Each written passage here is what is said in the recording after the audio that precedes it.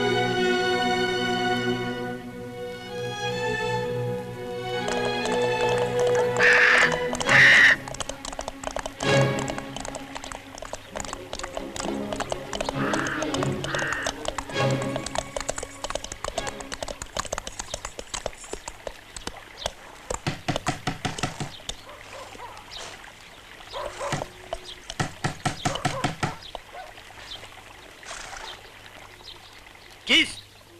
با امری پادشاه آمدیم. شاید در را. بر شما کی در کار؟ طبیب ابوعلی. با امر جناب عالی او را به دربار میبریم. شاید در را.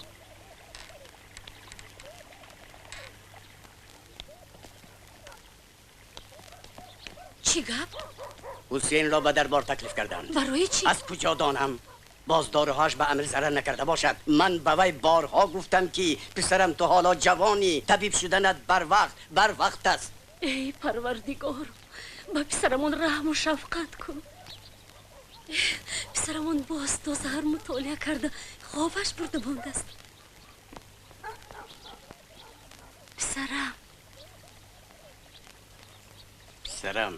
پسرم بیدار شو. سحر شد. در را شاید. اینها سربازان امیرند، از پس تو آمدند. چی؟ از پس من؟ نخود که داروهای من به امیر فایده نکرده باشند. دیر نمان پسرم. پسرم جانکم. خاطر نکشید بیبی، من زود برمیگردم. خدایا. احوال حضرتم چی طور؟ نمیدونم. اینقدر دیر کردی؟ پیش در را.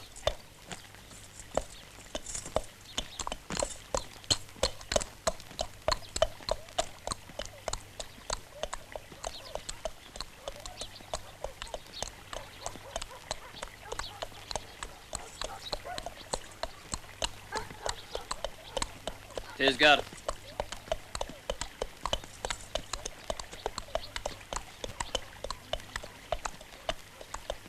این جوان پادشاه را تبابت کرده بود. عجب نیست که یگان خطا کرده باشد. من میدانستم که علم و دانش این جوان یک روز نه یک روز به سرش بلا می شود. السلام علیکم.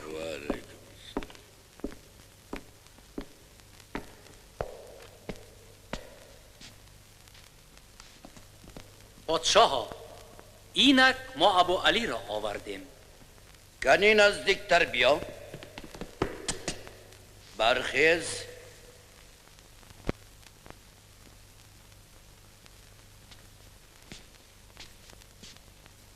انا دیدید من ما صحت یافتیم.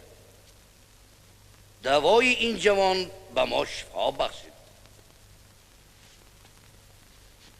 تو طبیبی حاذق بوده ای ابن سینا. ما تو را با عطای و انعام خوشنود میگردانیم. ما به تو طبیب، آب و زمین، غلام و کنیز، زر و زیور انعام کرده سری تو را به آسمان میبرداریم. بازگوی چی طلب داری؟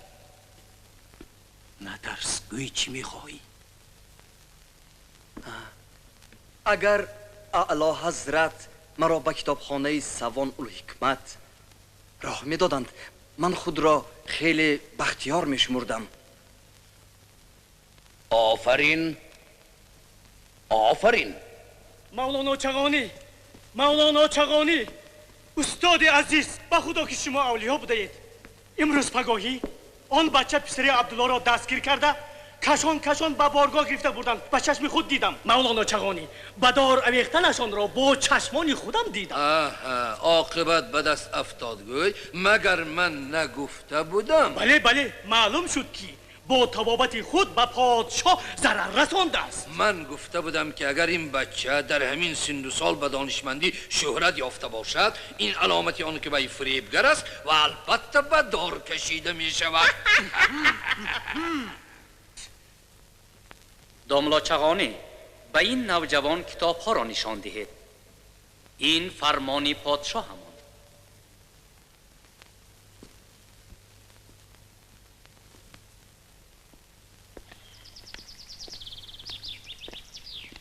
السلام علیکم جناب سردار. پسری من در کجا باشد؟ فرزند تربیه کرده نتوانستید مولانا عبدالله. سری شما در چنگ کتاب های کهنه غوطیده خوابیده است. با حالان که وی در چنگ نیه، در زر غوطیده میتوانست. در زر.